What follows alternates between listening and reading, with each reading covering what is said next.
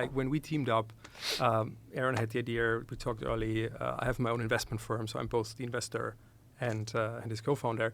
We both were actually calculating with much more negativity, in actually a good way, because it's driving our recognition.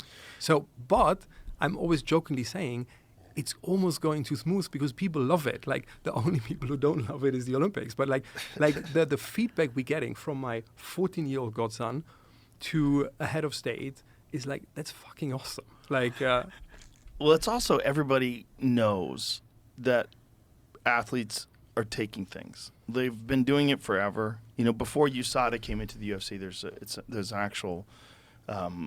A lot of people studied the difference between certain fighters that were competing at an incredibly high level before USADA came, and then their physiques melted. Mm-hmm. I mean, you could see the difference. It's a giant difference.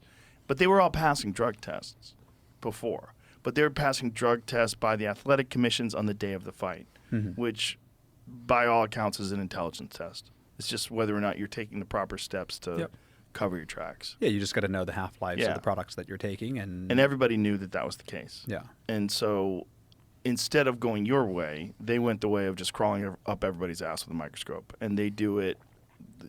USADA was doing it in a very intrusive way where they were waking up fighters on the day of a weigh-in early in the morning because they'll show up at 6 o'clock in the morning. But and it's because USADA is not accountable to anyone. The International Olympic Committee is not accountable to anyone.